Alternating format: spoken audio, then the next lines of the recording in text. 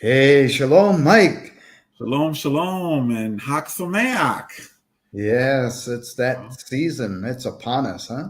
Yes, it Man, is. Starting Yom Teruah or Rosh Hashanah, so many different names yeah, for the this Feast of feast. Trumpets and Yep, Feast of uh, Trumpets. Jewish New Year. It's Yep, all together. So all together. All yeah, together. it's an exciting Well, time of year. It's my favorite holy day. I love this day, and I can't wait till it fulfills so I can get rid of this mortal body and get a new one. oh I'm man. getting old, and I got wrinkles, and I got back pain and hip pain. I'm ready for that new body. Man, I'm just ready for a world of peace, a world where we could trust one another and don't have Yeah, to worry about people deceiving us or backstabbing us and everybody looking out for one another. yeah. Yeah. So I think we were listening to the Charlie Kirk memorial today. It was in Arizona, and it fits right into our topic for today. Yeah. And just to see like 100,000 people there, and I feel this revival is about to come upon us. But I pray that it really does become a tsunami of new believers and the ones that are actually seeking Torah. So I hope that people will share this message with their friends and family, and it'll reach many people. Yes, yes. And for those of y'all wondering, what Jeff said, this is pre-recorded because the feast is upon us, and both of us are actually going to be at services for Yom Teruah. Yeah. And yeah, I do hope, I hope that this does stir up a revival. It was a very powerful message that was done today. Well, folks, welcome to the show. My name is Mike Robillard, and along with me is Jeff Clarke. Yeah, sure. This is the 613 Lifestyle. Mhm. We are on episode 6, and we are Wow. cruising along here. Last week we went over dominion and how that commandment really reveals that we have the tools to succeed in life. Oh, amen. Hey, we got a lot of good comments and replies and a lot of views on that episode, so it's Yeah, good. yeah, we do. We did get some. Yeah, it seems like we're growing. Like every week, it seems like more and more people are coming in. Right. So definitely, folks, definitely subscribe to the show. It doesn't matter whether you're watching this from the Daily Torah on YouTube or Modern Torah on YouTube. The more people that are aware of this message and what we are doing, the better it'll be for people to get access and spread the word out. Right. Absolutely. Absolutely. All right. Well, let's go ahead and dive right in. We got a lot to go cover today, especially with the information we've gotten recently. So this episode 6, we are going to be going over command number 3. All right. That command is to marry. All right. Um, Before we jump into this, I did want to touch on something that someone had mentioned in the last week while we were recording. Hmm. This one individual has said, no one can keep the 613. You know, and I hear and I, that all the time. Yeah. yeah, and you want to know something? For a long People time, can't even keep the 10.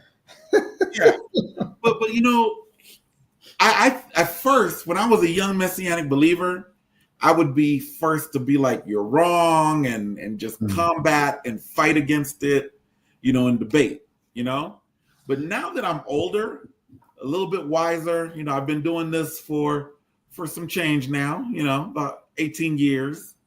I've come to realize that depending on where the person is coming from, when they say that the 613 cannot be kept, they can be either right or they can be wrong.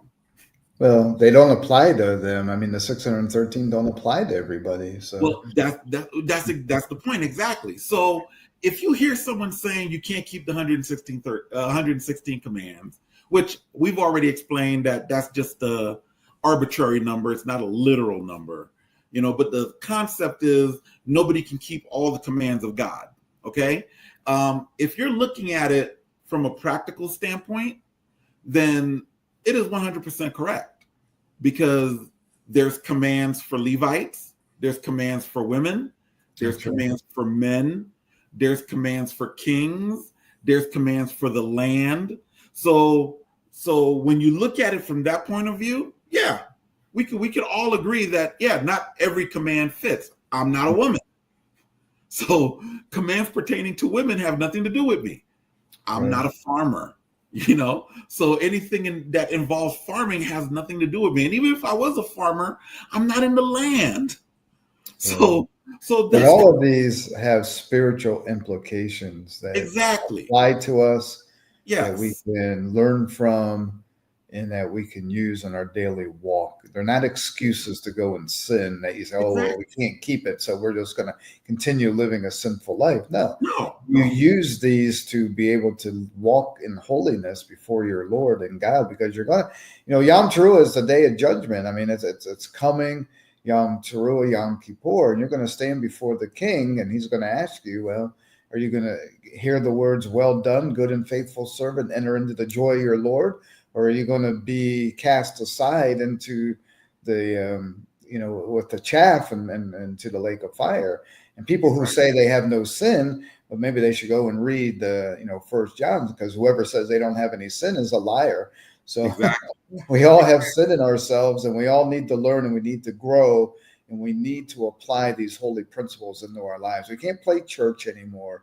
We can't make excuses to go do what we want to do. No, it's time that we put on our big boy pants and grow up and learn how to apply and to live a godly life, a holy life, as Yeshua lived, and follow him as best that we can.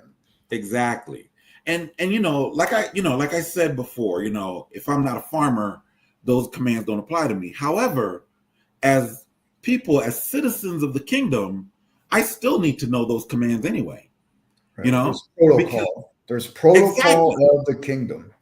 Exactly. I still need to know the protocols of the kingdom. I'm not a woman, but I still need to know those commands so that I can be observant and be aware of sin around me. Right. Now, that's the one part. That's the first part. Now, for the most part, unfortunately, people that say, oh, you can't keep the commands of God, they're coming at it from a standpoint of it's impossible to do. Right. Okay. Right. Now, let me tell you how ridiculous that point of view is. All right. I'm a father. I got 5 kids, right? My oldest is 31. He's a manager at a Papa John's. I got a 27-year-old, a 21-year-old, 18-year-old, 15-year-old. Now, let's say I go out and I buy them round trip tickets to Israel, right? And I send them all and I say, look, all right, I go to my kids and I say, look, I need all of y'all to go to Israel. And within a year, I need you to bring peace. Yeah. I need all of the Muslims to love the Jews, all the Jews to love the Muslims. Hamas puts away all of their troubles. Hezbollah puts away all of their troubles. Israel and Iran become perfect friends. Okay? Now, of course, y'all hearing me say this, y'all are thinking, well, that's ridiculous. Those kids are going to get themselves killed, right? We all know realistically, if I were to do that, right?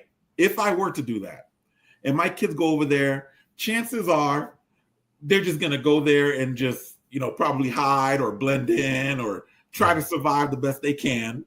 If they took my words seriously, right? Chances are they would end up being arrested or held captive. Worst case scenario, and even possibility, they'll get themselves killed. Right? Now, let's say they survive a year and they come back, right? And of course, there is no peace in the Middle East. And I am livid. I am just angry with them. And I'm like, I can't believe you didn't do what I commanded you to do. who would not look at me as if I was a crazy parent? Right. You know what I'm saying? So this is how a lot of people that say you can't keep the commands, this is how they're saying that our Heavenly Father is. Yeah. That he is giving people commands that they cannot keep. And then he's going to punish us and get angry for commands that we cannot keep. The angry Old Testament God. Yeah. That is not, first off, there is no love in that. There is no wisdom. There is no righteousness. He would not tell us to do something that we couldn't do. And I'm going to tell you, as we go through this series, periodically, I'm going to ask, is there anything so far that we've covered that's impossible to keep? Right. Because the people that have this mentality are brainwashed and are just taught it and they're just regurgitating. Mm-hmm. And none of them, I could guarantee you that none of them truly know Torah. None of them truly know the commandments. And if we were to dig deep and ask them, well, what command is impossible to keep? I guarantee you that they wouldn't be able to answer. Yeah. You know, so no. The bottom line is they don't want to keep it. They want to live in rebellion to God because that's the spirit of the anti-God. So exactly, you know, and it's ridiculous. If you can't say that God is the source of love, God is the source of wisdom, God is the source of righteousness, but then at the same time say that He's going to punish us for unfair commands that we cannot keep. Right. So Yeshua said, if you love me, keep my commands. Or which commands is he talking about? Just the ones that he talked about when he was on earth? No, he's talking about the ones he wrote in the Torah. That's the only thing they were walking in during his time on earth. The New Testament wasn't written for, decades later, parts of it and hundreds of years later before it was became part of the scriptures and the Bible. So it's ridiculous to think that, just Jesus said we have to keep just these commands that he talked about. Well, he talked about them all and he kept them all. Yeah. And there is no new commandments for New Testament Christians, as some people say. Yes. Because every commandment that Yeshua gave actually made them harder, right, Mike? I mean, we talked about this. Exactly. If your eye lusts for another woman, you've already committed adultery. You haven't even done the act. So he's already elevated into a spiritual plane that is much harder to keep than just the letter of the law. Exactly, which has always been the goal of the commandments, is to change us spiritually. It's not just about the literal commands, the actual words, the mechanics of the commandments. Anyone could do those. The real work for us is allowing those words to change us internally and let those commands be a part of who we are. That's what Yeshua was demonstrating. That's what he was showing us and teaching. Right. So we better get into the third command or we're going to run out of time. Oh yeah. We gotta jump into this. But this is something, and I'm pretty sure we're going to bring it up again because people have this crazy fallacy that you can't keep all the commands. And I know. All right. So let's dive right on in. All right. So our third commandment today comes from Genesis 2:24, and it is the command to marry. And the verse reads, "This is why a man leaves his father and his mother and clings to his wife, and they become one flesh." Okay? This is a positive command, something to do, right? This command is obviously about loving people. A man loving a wife loving loving a husband. This is all a loving people command. And this is an unconditional command, meaning that this is for all humanity, all of Israel, but all humanity. Anyone could do this. All right. Now, in this commandment, there's actually 3 key words. Okay. The first key word, "and shall cleave," come from the Hebrew word davak, right? Which means to cling, to stick, stay close, cleave, keep close, stick with, follow closely.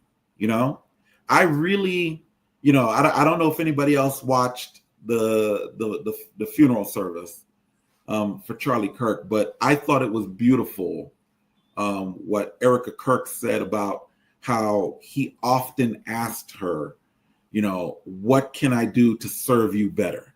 That's right.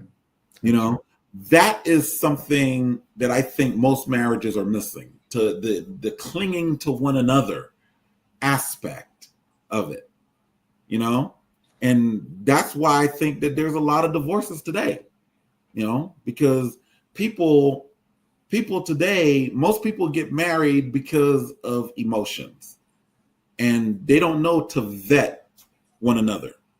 They don't know to understand one another and be like, okay, this is what he's like. This is what he likes, what he doesn't like. This is his goals. And folks, this is something that I think we all need to get to, because marriages for thousands of years really had nothing to do with love. A lot of times marriages were set together, out of a contract. Right. Arranged marriages. Arranged marriages. This whole idea that people gotta get married for love. Honestly, for mankind, that's a new concept. That's something that's really been new. But for thousands of years, there's been more arranged marriages than anything else that have lasted forever, because the emotions was out of it. They knew how to cling together. Mm-hmm. What most people don't realize, and don't get me wrong, all of us are human. We all get the feeling of love. I'm married. Jeff is married. We all get that feeling of love. But as you get older, you realize that feeling of love is fleeting. It's here one minute, gone. To another stage, I think. Yeah. They say like the honeymoon period wears off, but the key to a strong marriage is to study each other, understand, and to grow, and to learn how to appreciate each other, and not trying to change the other person, but appreciate the gifts and the talents that God has given each one of us to be one, which is the second word, right? One. Yeah. When you talk about being one, they should become one flesh. That word "one" comes from echad, and it means one, first, another, other. Any, and but basically it means that you are one. You are joined together. The two shall become one. Just like you have one family, you have a husband and wife, they're one flesh. And right. And that word flesh, Mike, what, maybe you want to take that one, but the word flesh comes from what Hebrew word? Bazar. Basar. Basar. Yeah. Yeah. And we have to learn to appreciate each other, that we're one unit now. As husbands and wives, you're one unit, but you have different roles, and you have to learn to know and appreciate each other's role and be supportive of each other. Yes. These three key words, really, when you think about it, and don't get me wrong, I mean, like I said, we're all human. We all get that love feeling, but when you look at these three key words, basar, davak, which means, to cleave, Mm-hmm. echad, which is one, basar, which is flesh, cleaving together, becoming one flesh. That is a choice, Right. and, people have. And love is a choice. It's not a feeling. So there can be a feeling, but to love somebody is a choice. That's the point I was about to make.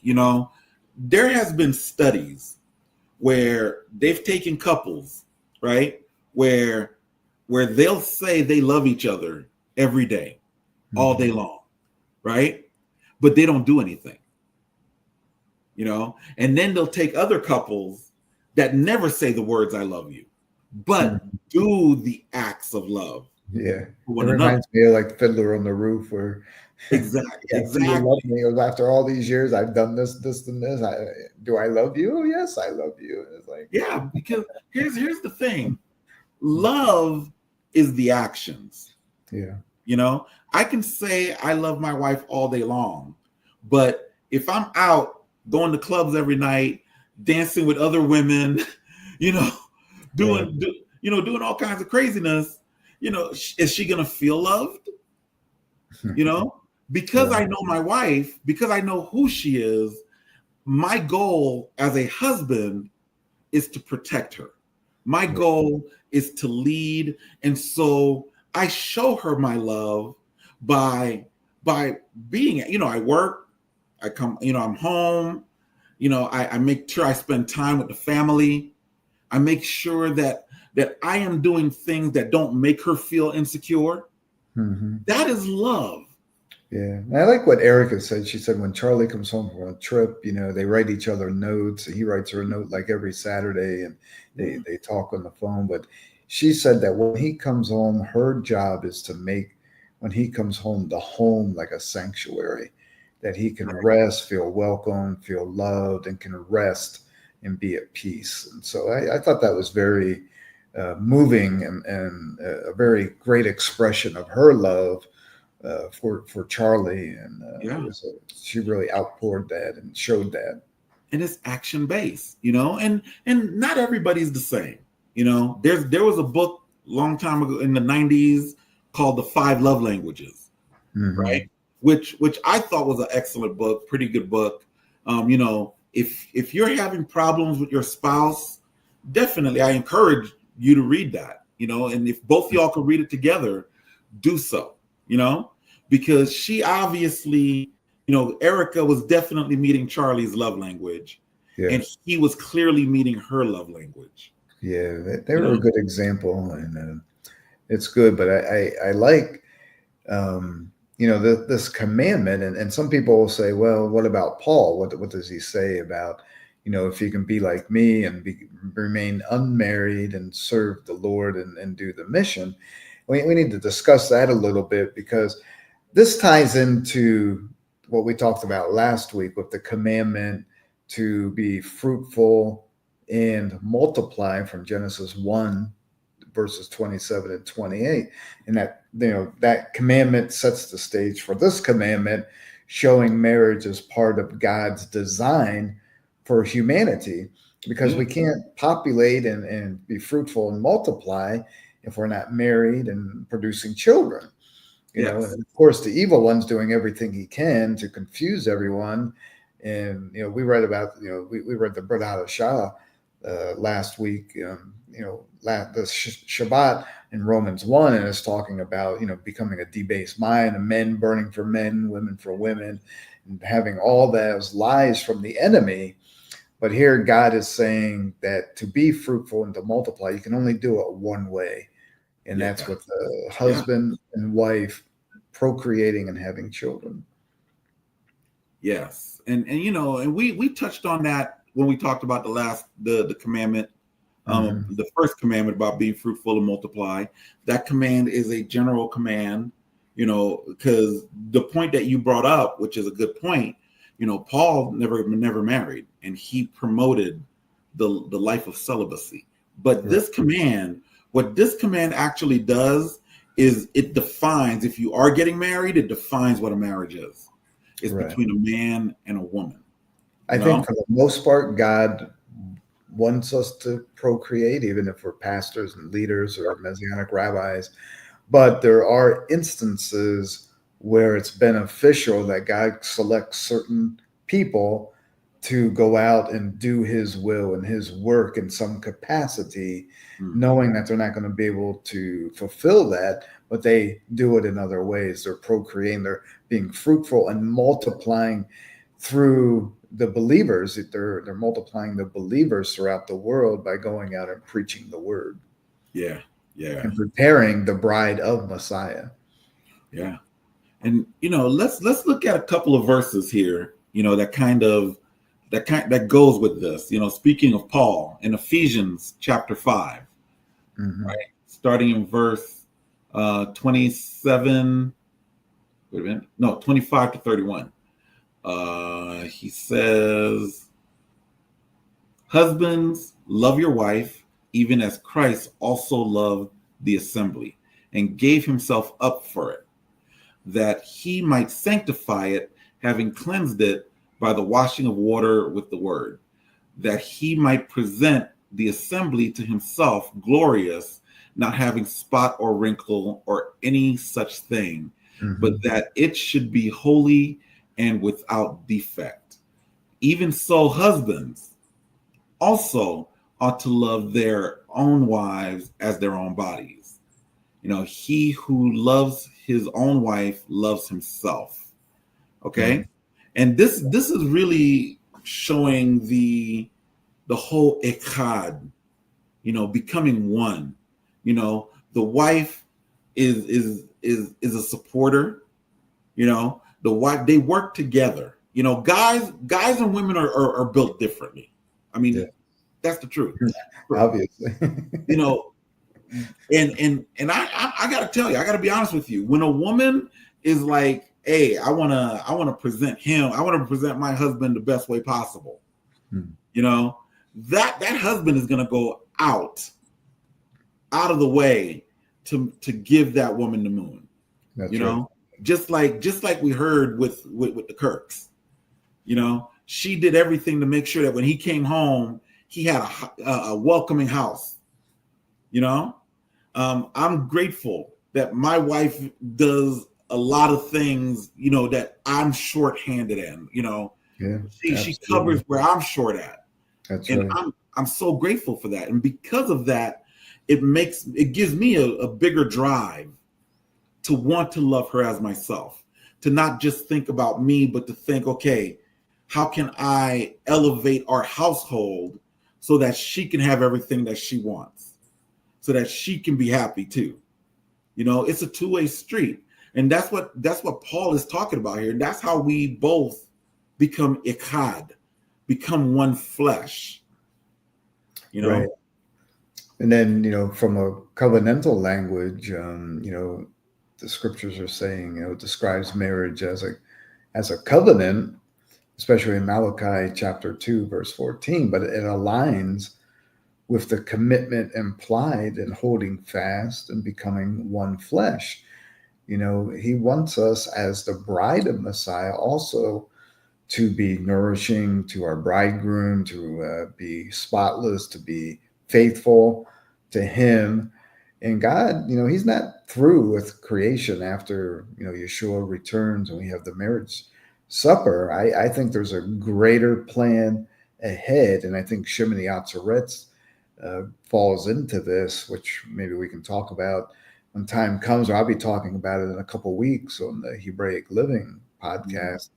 I think God is not finished. I think there's a greater future for the sons and daughters of God yet ahead of us, that he is going to continue to procreate himself throughout the universe. Yeah, absolutely. I mean, this whole concept of marriage, there is so much metaphors in the scriptures, for example, beyond direct quotes, the Bible frequently uses marriage as a metaphor for God's relationship with his people. We know that when everything is said and done, there will be a wedding between Yeshua and his bride, which is us, his people. And just as what Paul was saying, how the husband takes care. I mean, what did Yeshua say? He said, love one another as I have loved you. Right. How did he take care of us? How did he show us love?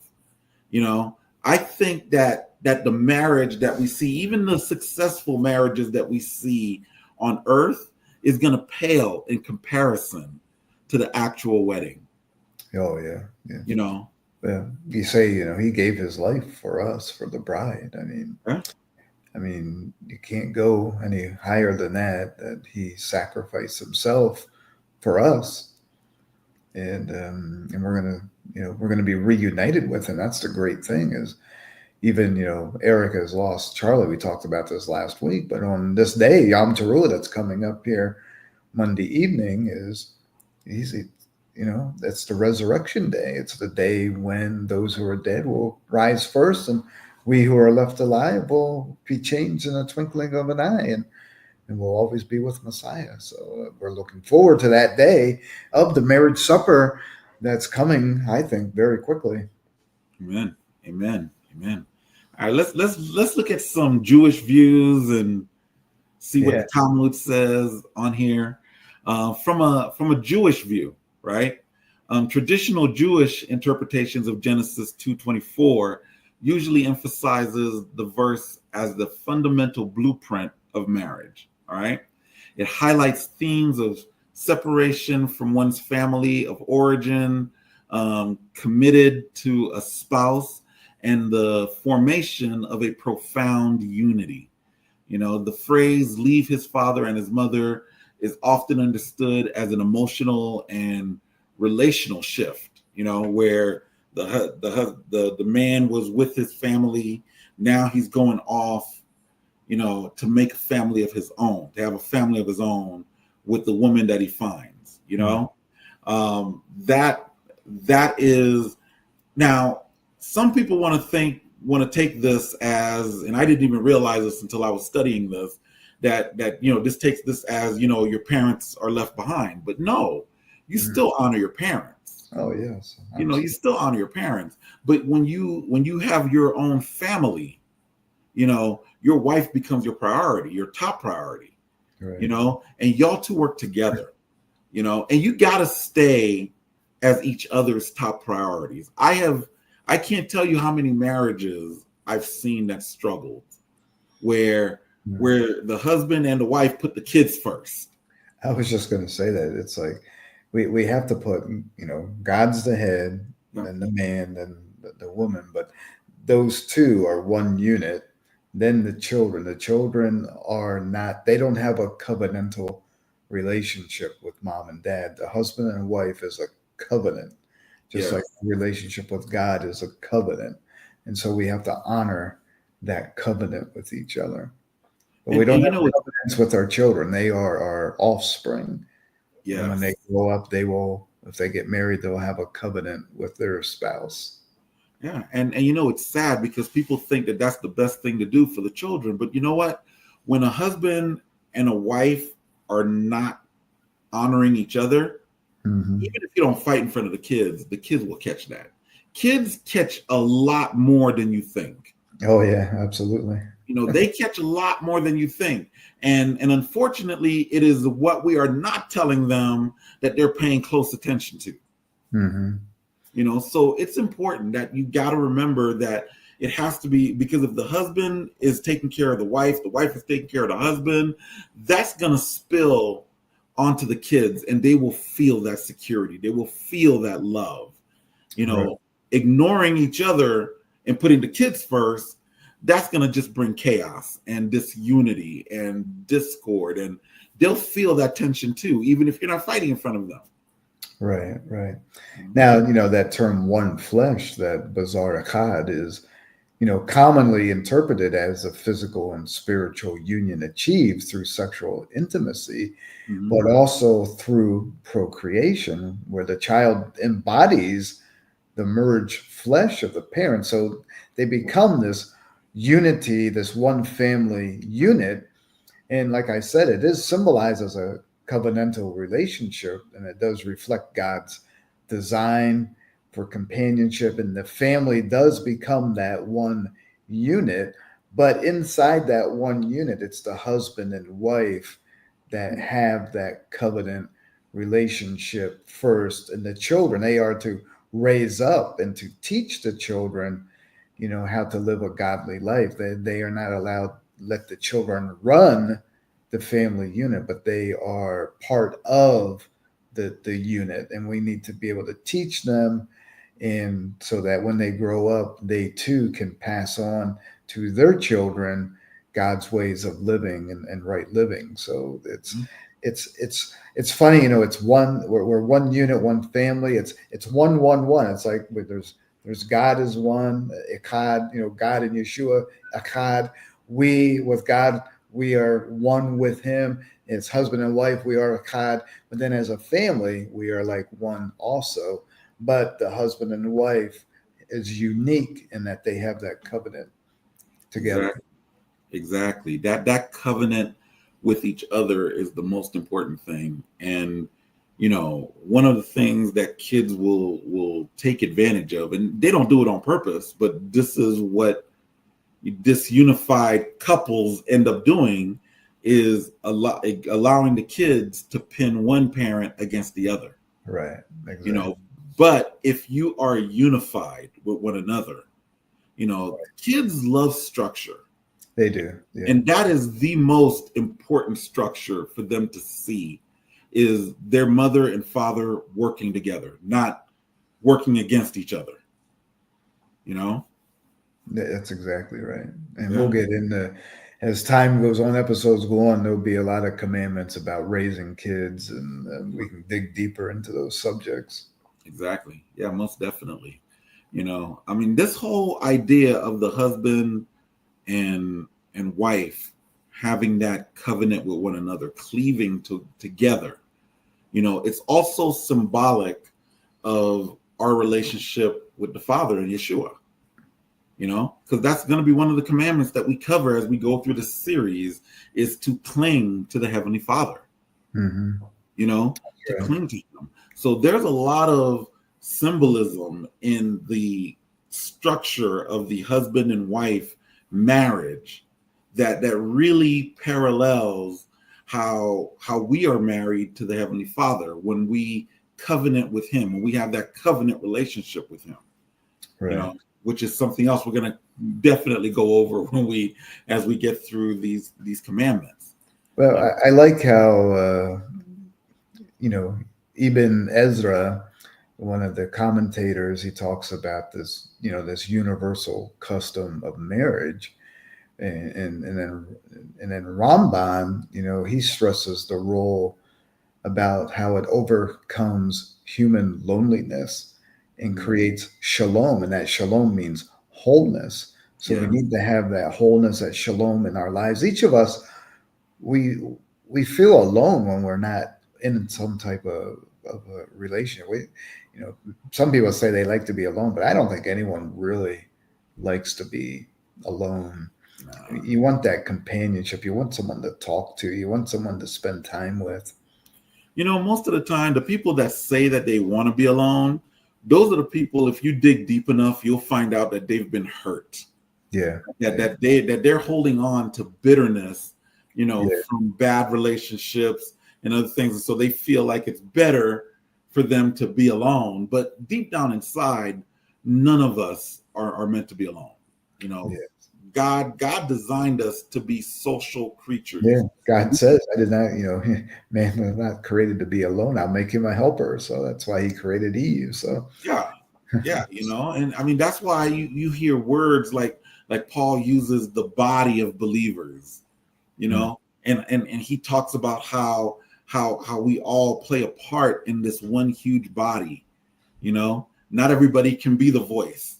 Some people could just be the nail. Some people can just be a bone, ephemeral artery, or something in the body. But we are all worked, and just like the body, it's all connected together. Right. We are all connected together, and we all have a role to play. And so we learn through this family covenant. We learn a lot, how to be servant leaders, how to love. And not to be, when you're alone, you can be selfish all you want, right? You get everything you want, do everything you want to do. But when you're in a family, it's different. You have to give, you have to serve. Yeah. So it's like Yeshua serves. He serves us. He could have the whole world for Himself, but He gave it all for us, for the bride. So exactly. And the other thing with this whole marriage covenant, this whole marriage command, is we have to look at the structure. You got the man that's the head, and then you got the woman who's the helper. And this is not to say that women can't lead, that women are weaker. No, we all serve a role. Mm-hmm. And in this society, I'm sorry, but I have seen men that sit back and let the woman drive, and the woman is miserable because because women aren't desired to be driving in that relationship. No matter how much, of this equal rights and women power and all that talk. I mean, seriously, I don't know of any woman that really wants to be in control, and will be happy. But they'll take over if they feel that the husband's not stepping in. That's naturally ingrained in them to fill the void, to bring stability and wholeness, shalom in the family. So they will actually step up. Yeah, and they'll step up. Fill that void. And you know what? I could say from observation and even from past experiences, when a guy has allowed the woman to take charge, and he starts trying to step up and fill his role, that it's going to be hard. Mm-hmm. It's hard. It's going to be hard for him to prove himself. It's not something that just happens overnight. It might take a while for her to let go of that rein and say, okay, I can trust you now. Mm. It's not going to be, a lot of guys, and I've seen it happen plenty of times where guys are let the woman drive for so long. And then all of a sudden they're like, oh, I got to take charge now. And it just causes more clashes, because she wasn't respecting his leadership before. All of a sudden now he expects her to take, to just let him take control. Right. It doesn't work like that. And guys, if you are in that situation, you're going to have to prove yourself. It's going to take time, but you're going to have to prove yourself, because I can tell you right now, women that are in charge of the marriage, they're just as miserable as the husband that's letting them drive. That's right. Both are miserable because it's not the proper order. The proper order is the husband is supposed to lead. The husband is supposed to be in charge. And the woman, if the husband is doing it correctly, it's I can't think of a word for it, but when it works perfectly, it's a symbiotic union of perfection. Yeah. Well, it's time for men. One of the big cultural issues, if we can just get real for a minute, is man, we've been sissified throughout the decades. I mean, since the what do you call it, the feminist movement, and we've neglected our manly roles. We become, we become basically not men anymore. I mean, we have to step up as the priests of our family, the head of our households, take care of our families. The problem is today is that you can't live and survive on a one income anymore, one person income. It used to be, when I was growing up, my dad worked, my mom was the housewife, and maybe she did some part-time work here and there, but she took care of the family. Same with my grandmother. My grandfather worked 2 jobs, and my grandmother, she worked part-time a little bit just to help out, but for the most part, she took care of the family and made sure there was dinner on the table, the house was taken care of. And you talk about being women want to be housewives today. It's like it's like a taboo almost. And it's like, no, women thrive in that environment. And so there's this partnership that needs to be there with the raising of the kids and making sure there's the right environment. And the men should be out there, fulfilling their God-given role. And Yeshua does that. Yeshua gives all to us. Do you think that when Yeshua comes back, that we as the bride of Messiah are going to take over and tell him what to do? And when he see that he's not doing something and we're going to step in and do it? No, he's going to be the servant leader, the high priest of the household of his bride. And we're going to love him. We're going to care for him. We're going to do whatever we can to bring peace and shalom within the family unit. Yeah. And and here's the thing, we live in a different society now, and a lot of women seem to turn their nose at wanting to be a housewife. And you know what? To a degree, I can understand that, because women have drives too. They have things that they love to do that they want to do. But as a husband, what our job should be, our goal should be to provide. Our goal should be to not settle, because I feel like that's what a lot of guys have done. And I've done it in the past. I've settled with the idea that both of us have to work, but no, I've changed that. Now I want to be the breadwinner. My wife, my wife's from the Philippines, your wife's from the Philippines, my wife wants to work, she loves what she's doing. And so my goal is to make sure that what I bring home can support us, and that her income can be money that we may use to invest, or money for saving up for trips, or just money for her to do what she wants to do, what she enjoys doing. Right. There's nothing wrong with that. You might have, the idea. Now, the idea doesn't necessarily mean that a man has to make more money than the woman, because in today's day and age, it's possible for a woman to be in a more lucrative field than the husband. That's right. Yeah. And so there's nothing wrong with that. But as long as the guy's income can still support the both of them, that is the goal. Recently there was an interview, my daughter, listens to hip hop and all of this, and she shared with me this interview of this lady, a performer, where she says that she gives her money to her husband, and her husband is a successful entrepreneur in his own right.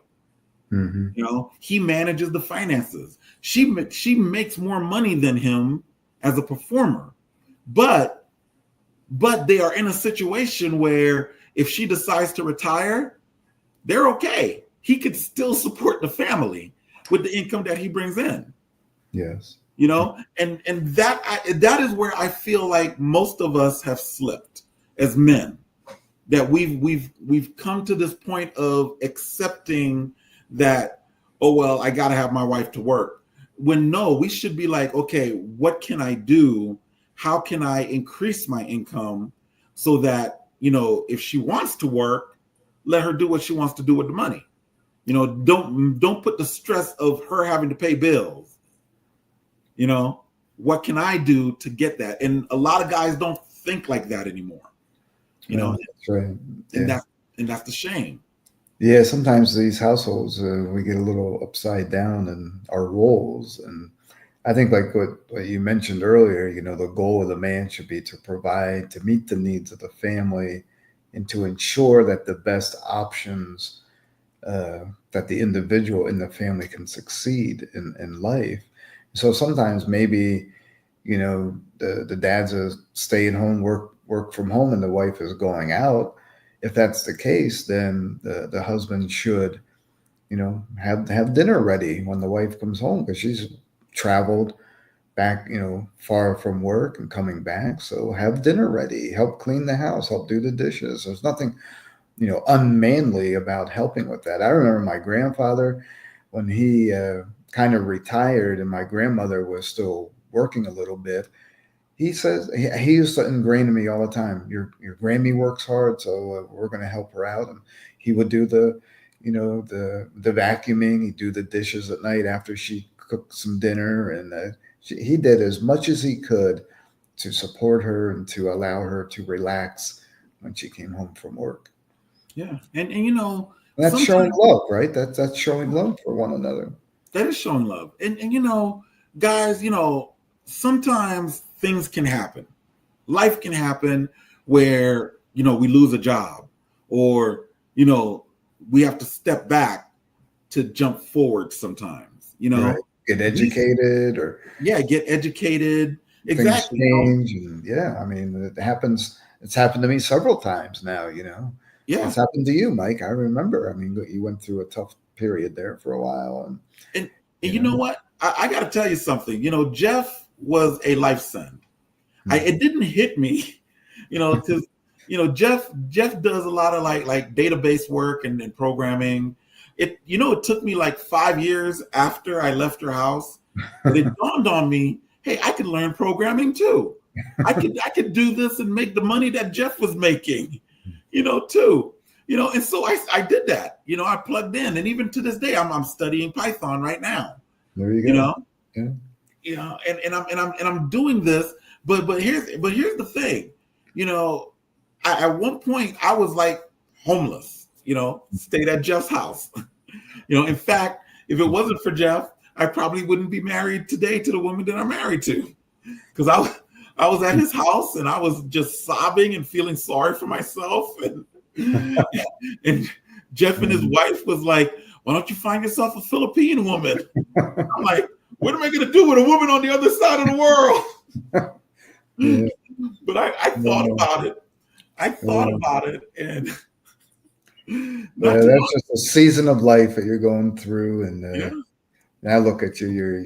The Lord has been good. The Lord just uses circumstances to bring about great blessings later on in life. And he's done it with me. He's done it with you and many others. And it just, if I'm able to be used as a tool in his hand to help, I'm thankful that we were able to help you as much as we could. But you were a blessing to us. I learned a lot from you too. So, but you want to know what? What I realized though in that situation, it was something that I needed. Because if it wasn't for that situation, I wouldn't have manned up and like, okay, I need to get better jobs. Because up until that point, I was working, silly jobs. I think the most pay that I made at this time was like $13.50 an hour. Was the most pay that I made. And I'm gonna tell you how God answers prayers, right? And this was at a time when I was going through a divorce. Unfortunately, I wish it didn't have to. And once the divorce was done, I was in a homeless shelter and in Houston, and I remember just going through the motions. And then I got into a prayer room in this homeless shelter, and I was like, Lord, I'm about to start paying child support for these 3 kids. I do not want to be, I want to be able to support myself. Right. I want to be able to take care of my kids. I never want to fall behind on child support and be able to have my own place, be able to get a car, help me. And, as I did that prayer, I felt like the Holy Spirit was like, God was listening. Yeah, I got you. Within a month, I got a job. And let me tell you how God works. The job that I got, I didn't realize until 6 months later that you required a college degree to get. I don't have a college degree. But it wasn't until 6 months later that I found out that position required a bachelor's degree. And they just saw something in my resume that said, let's interview this guy. And the interview went so well. You know how usually you go on an interview and they're like, okay, we'll give you a call later. Yeah, no, they never do. Yeah. Well, these guys at the interview, they're like, you're hired. You're gonna get the job. You're gonna start Monday. And I was like, wow, I'm impressed. And the pay that I was hoping for was way more than what I actually got. Wow. And from there, I understood, but I did that prayer also because I was also talking with Joanna at the time, my wife, my current wife. And I was like, you know what? I don't ever want her to deal with poverty. Yes. I want to provide, I want to take care. And I've been moving upward ever since. Oh yeah, I know. I'm so proud of you, man. I mean, you're a testament of faithfulness and God working in your life. And it's been great. Yeah. So, we're just here, guys. I mean, people who are listening, we're just here to encourage you. We're just real people like everyone else. And, we have our own struggles and things that we go through. But when we're faithful to God, he's faithful to us in many circumstances. And there's seasons that you go through. So don't be discouraged if you're going through a dry season now. Just realize that you have to be faithful. That's why we started this program, because when you keep the commandments of God, it's just like Deuteronomy 28. We're just reading that in this Torah portion, right? We're ending up the Torah cycle, and he goes through all the blessings. If you keep my commands, these blessings will come up. You'll be blessed in the field. You'll be blessed here, blessed there, blessed when you come in, blessed when you go out. Blessings will overtake you, overrun you. Yes. But then he gives a whole list of cursings that if you are disobedient to me, you're going to be cursed in this, cursed in that. So there are blessings and cursings for keeping God's commands. And And that's why we're here to encourage you to man up and woman up and keep the commandments of God, because they will be a blessing and they will bring blessings into your life. let me tell you something. I could testify to that, because there's been times when I was looking for work, there were jobs that would pay a whole lot more if I worked on Saturdays. Yeah. And I said, no, I'm not going to do that. I will not take a job. There were jobs where I had the interview. I knew I got the job, but then I asked them, do I have to work on Saturdays? They said yes. And I was like, sorry, I can't do that. Yeah. And I had to walk away, and they were going to pay me a whole lot of money. But because of the obedience to Torah, because of the obedience to God, he has blessed me with far greater jobs than I ever had before I was Torah observant. Amen. Well, we got about 30 seconds, Mike. Yeah. Wrap it up here in the conclusion. You want to do the conclusion and wrap it up? Oh, yeah, definitely. All right. Genesis 2:24 is the cornerstone of biblical understanding of marriage, and its principles are etched throughout the entire scriptures. The key supporting passages, you can look up Malachi 2:14-15, marriage as a covenant. Proverbs 5:18-19, Song of Songs, chapter 8, verses 6-2, celebrating marital love. Also look at Matthew 19:4-6. If you are having problems, once again, you can, pray about it, ask questions. If you found any blessings in this, please follow and subscribe. And you can always ask us questions at moderntorah@outlook.com. We will reply. If it's good, we may even bring it up on the next episode. Well, folks, this is it. Yeah, we got to go. Yeah, all right. Go. Shalom, everyone, and Chag Sameach. Shalom, and Chag Sameach.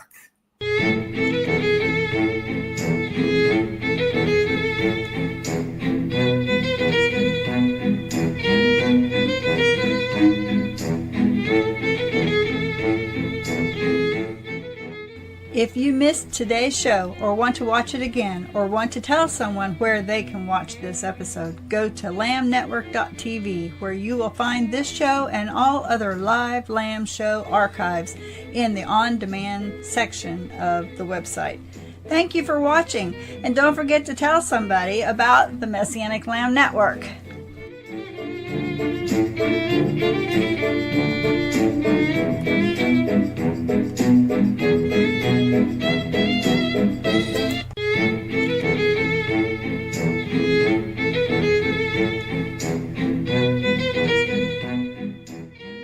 We are richly blessed to bring you what we believe is the fullest, most diverse, yet up-to-date progressive teachings, discussion, and prayer programming you can find anywhere on this planet. Be sure to take the tour of the MessianicLambRadio.com website. I'm Susan Hoogie, thanking you for joining us on the Messianic Lamb Video Network.